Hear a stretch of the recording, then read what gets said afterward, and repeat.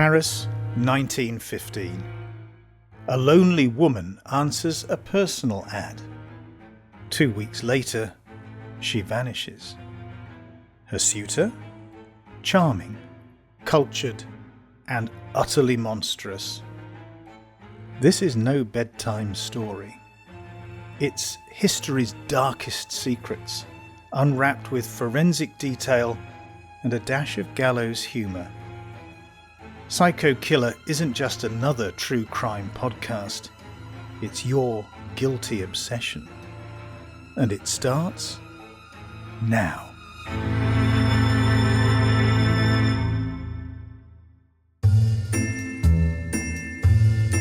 I'm Simon Ford, a journalist and lecturer. And I'm Jacques Morrell, a retired major crime detective. Today's tale takes us back to the aftermath of the First World War, to a France wounded by grief and loss, a nation of widows and longing. The perfect hunting ground for a manipulative killer with a pencil moustache and a little black book. Henri Désiré Landru, a man the press would dub Bluebeard after the fairy tale wife murderer. A seemingly respectable gentleman, charming, educated, always well dressed. And utterly ruthless. He seduced lonely women, robbed them, and then, allegedly, murdered them one by one. No bodies, no blood, just silence. In this episode, we dig into the man behind the myth, the conditions that enabled his crimes, and the troubling social attitudes that let him hide in plain sight.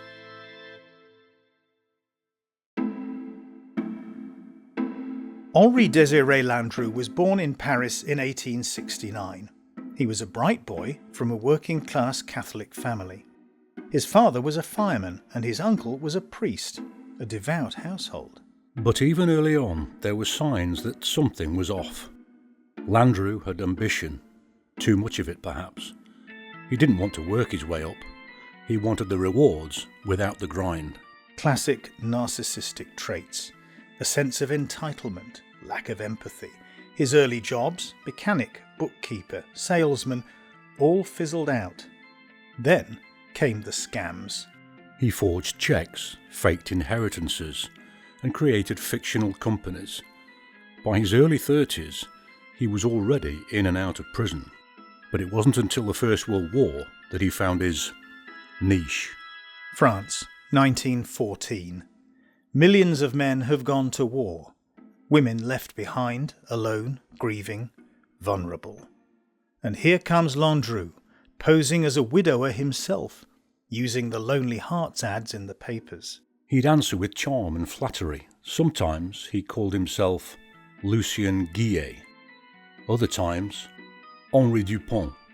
Always a fake name, always a phony job. He'd promise marriage, and more importantly, security. And once trust was won, he emptied their bank accounts, sold their furniture, and then the women were never seen again. Gone, disappeared, as if they'd never existed.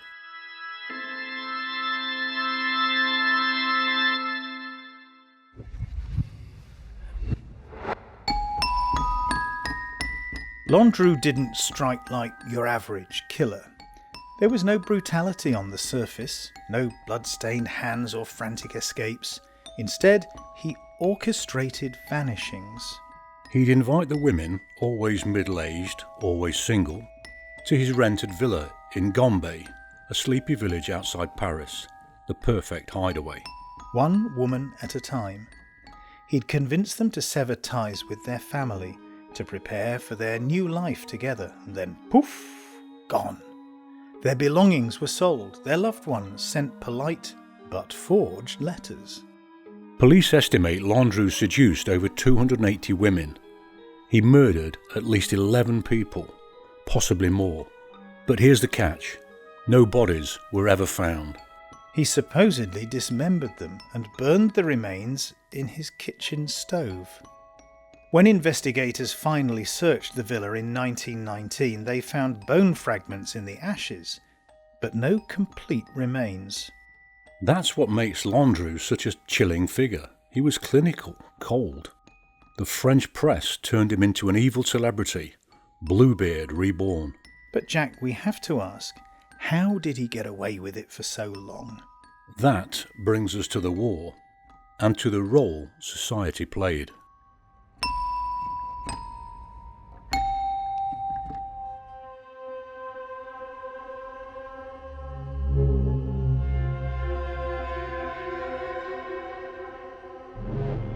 World War I was catastrophic. 1.3 million French soldiers dead, countless more wounded. A generation of men was lost, and a generation of women was left behind. Many of them, particularly middle-aged women, were suddenly on their own. No husband, no income, no real protection. Society didn't just ignore their grief, it punished them for it. A woman alone in 1915 France was seen as either tragic or suspicious. Which meant women were under tremendous pressure to remarry. Enter Landru, stage left, with a fake job and a genuine smile. He played into every patriarchal expectation: provider, protector, suitor. And because of those same attitudes, when women disappeared, people assumed the worst of the victims. She probably ran off. She must have been a bit strange. Exactly, and that underlying chauvinism of the time made it easier for Landru to operate. These women weren't taken seriously until it was too late. And here's the thing. France at the time was a society steeped in patriarchy. Women's social and legal rights were minimal. Many of Landru's victims were seen as fallen or desperate, which skewed both the investigation and the public's perception. He flees the police just before the outbreak of the First World War, leaving a wife and 4 children in southern Paris, where he's his latest bolt hole. And over the course of the First World War and just afterwards, 10 women and the son of one of the women disappear at 2 country houses outside Paris, and the allegation is that Landru killed them. And also during that period, the police calculated that he was in contact romantically via Lonely Hearts adverts, matrimonial agencies and various other vehicles with 283 women. Well, that figure is wrong. It's actually more. You can figure that out from quite a lot of the documents that are buried in the Paris police archives. So that's a sort of first complexity, is that the police didn't even get that part right. That's historian Richard Tomlinson contextualising the way misogyny shaped everything, from press coverage to jury bias. It's one of the chilling through lines in this story. And, dare we say, is that kind of chauvinism still alive today? Let's not pretend it's gone. We might have moved past arranged marriages, but the idea that a man's word is more credible than a woman's, that still lingers in the justice system. Landru's case shows us that gender politics aren't just theoretical. They can have deadly consequences.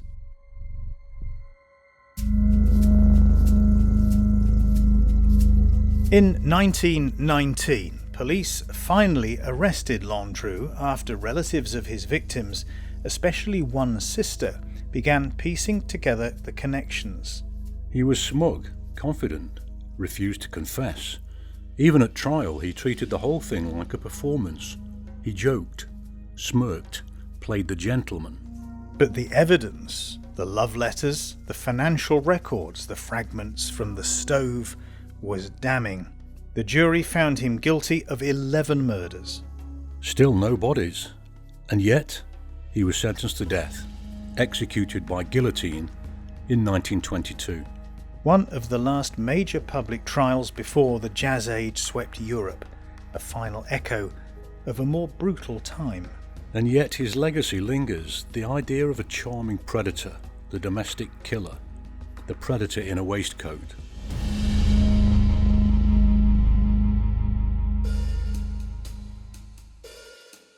What really drove Henri Désiré Landru to lure and murder 11 women, possibly more? Was it greed, lust, power? That's the million-franc question. At first glance, Landru's motives seemed purely financial. He targeted widows and lonely women with modest savings, hardly wealthy heiresses. But if it were only about money, the murders seem excessive. Why not just con the women and move on? Exactly. It wasn't just profit, it was domination, the thrill of seduction, of conquest, and ultimately of erasure. Landru didn't just steal money, he stole lives, he erased identities. He was both lover and executioner, the ultimate narcissist. He enjoyed the control and the manipulation, the performance. That same suave, mustachioed charm he used in court, he weaponized it against vulnerable women. He groomed them emotionally, then physically disposed of them. Psychologically, that ticks more than a few boxes on the hair psychopathy checklist. Superficial charm, pathological lying, manipulativeness, lack of empathy, shallow effect. Landru isn't unique in that regard. Think of John George Haig, the so-called acid bath murderer, who also targeted wealthy women for their assets, or Fritz Hamann, who seduced and murdered young men in post-World War I Germany, combining sexual gratification and violence. Even Ted Bundy echoed this dynamic, using charm and deception to lure victims before brutally ending their lives. But there's a key difference. Bundy was more overtly sadistic. Harmon's violence was sexually charged to a disturbing degree. Landru, on the other hand, kept things eerily domestic, courting women over dinners, charming their families, collecting their belongings, then vanishing them like a magician's final act. His violence was methodical, dispassionate, almost bureaucratic. Chillingly so. He didn't want their love, he wanted their surrender, and then their disappearance. He was playing God in the quietest of ways. No blood-spattered crime scenes, just empty suitcases and unanswered letters. And that's why he still fascinates. He was a killer in a cravat, a psycho behind a gentleman's mask. And like many psychopaths, what he really wanted was everything. Money, power, admiration and control. All while staying 2 steps ahead of the law.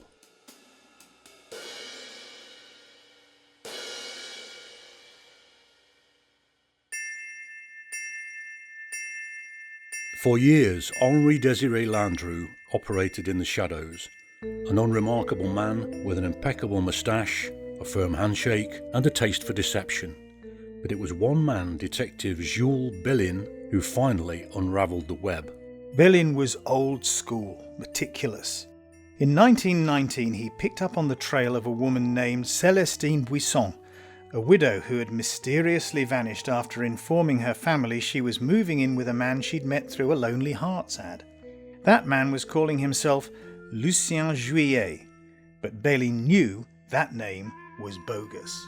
What followed was a masterclass in tenacious police work. He was like a one-man incident room.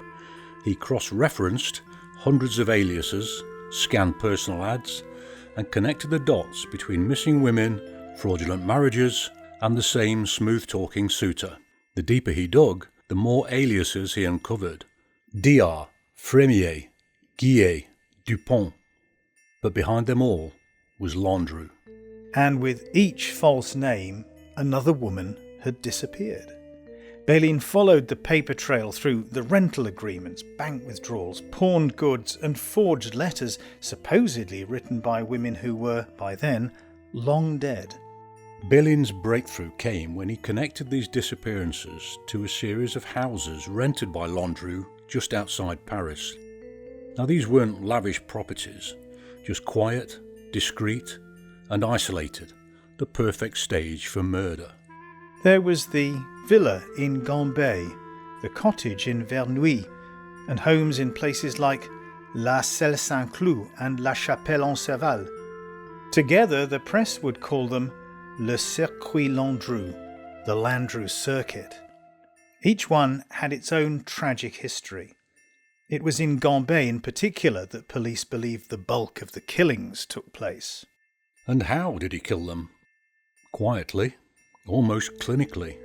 Police believe Landru drugged his victims, perhaps with chloroform or sleeping powders, then strangled or suffocated them.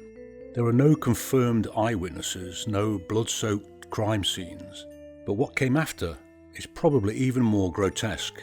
He dismembered the bodies and burned them in his oven. In Gambais, police found scorched bone fragments in the ash, tiny remnants of pelvic bones, teeth, bits of human skull, recovered from the hearth like archaeological remains from hell. Landru had turned his oven into a crematorium. He even used large iron pots, soaking remains in caustic soda to accelerate decomposition. Like many psychopaths, Landru was coldly pragmatic. He didn't relish the killing, he just needed the bodies to vanish. And for a while, they did. For years, Landru moved through his circuit like a predator on a hunting route. Charm them, seduce them, isolate them, kill them, and profit. It was a system, a grisly routine. I doff my hat, or chapeau in this case, to Detective Bellin. He'd cracked it. That relentless pursuit, refusing to accept that so many women had simply run off, brought Landru to justice. Without Bellin, Landru may well have slipped into obscurity. Another name in the Lonely Hearts ad, another untraceable alias. In the end, it was not Landru's cleverness, but his consistency that caught him. Same pattern, same methods, and eventually, same result. Now, you know, Simon, I'm a proud former police officer, yeah? And every now and then, a name from the past stands out, not just for the cases they cracked, but for how they did it. And Georges-Henri Bellin is a name that deserves far more recognition than it gets outside the dusty annals of French policing. And Bellin wasn't a celebrity cop. He didn't puff himself up to the press or turn investigation into theatre. No, he was meticulous, patient. He worked the margins, he followed the paper trails, he interviewed relatives, knocking on doors, building relationships with the grieving families. It was old-school police work, not dramatic, but dogged and determined. When others dismissed the missing women as wartime misadventures or romantic disappearances, this was, after all, a time when lonely widows were seen as expendable. Bellin saw a pattern, a predator, and he never let go. Landru, with his charm and multiple identities, thought he was clever. He thought he could outrun the law by simply changing names and houses. But he didn't reckon on Bellin, who connected the aliases, cross-checked addresses, bank transactions, and finally tracked Landru to his hideaway in Versailles. That arrest in April 1919, well, that was the culmination of years of careful graft. And I'll tell you this, Bellin would have made a damn good cold case detective today. And for all the tools we've got now, DNA, databases, surveillance, sometimes it still comes down to sheer bloody-minded persistence, and he had that in spades. So, Georges-Henri Bellin, wherever you are, this one's for you. From one investigator to another, you got your man.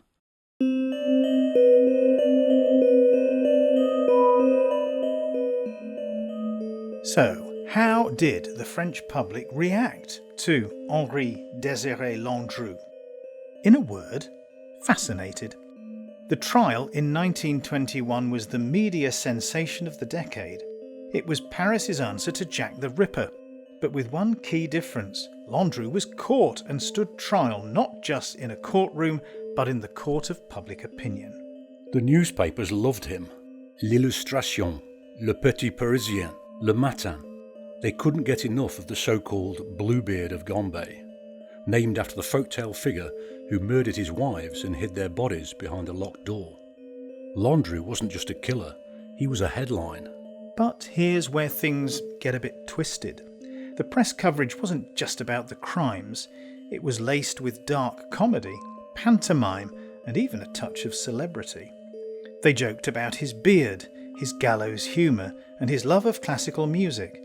The fact that he refused to show remorse made him all the more intriguing, like a sinister gentleman rogue. And meanwhile, what about the victims? Mostly middle-aged women, widows, divorcees and domestic workers. Women looking for companionship or stability in the chaos left behind by the Great War. But the coverage often painted them as naive, desperate, or worse, greedy, as if they somehow invited their own destruction. This is where gender politics really hit hard. In the fin de siècle and post-war era, France was steeped in patriarchal thinking. Women were still seen as emotionally unstable, inherently romantic and financially dependent. A woman looking for love in the personal ads? She was mocked. A woman trying to remarry? Suspicious. And that misogyny wasn't just in the papers, it was everywhere. In the courtroom, the defence subtly implied that these women were willing participants in their own exploitation, that they were lonely and foolish enough to fall for a fantasy. It was victim blaming, pure and simple. And yet, people lapped it up. The trial had people queuing outside the Palais de Justice. There were postcards of Landru, theatre reviews, satirical cartoons. People debated whether he was a monster, a madman, or just a product of post-war economic desperation. There was even a kind of morbid glamour about him. Which, of course, poses the question, would things be different today? Do we still sensationalise male violence while subtly undermining the victims? Have we really moved on from the old prejudices? Or just modernised the packaging? Maybe the more uncomfortable truth is that Landru didn't just operate despite misogynistic attitudes. He thrived because of them. He knew his victims were vulnerable, overlooked and easy to discredit. And he played that system like a maestro. So when we say Landru was a product of his time, we're not just talking about war and poverty. We're talking about a culture that didn't value women's lives or their disappearances. A society where loneliness could be turned into a weapon, and where men like Landru could disappear into the background until it was too late.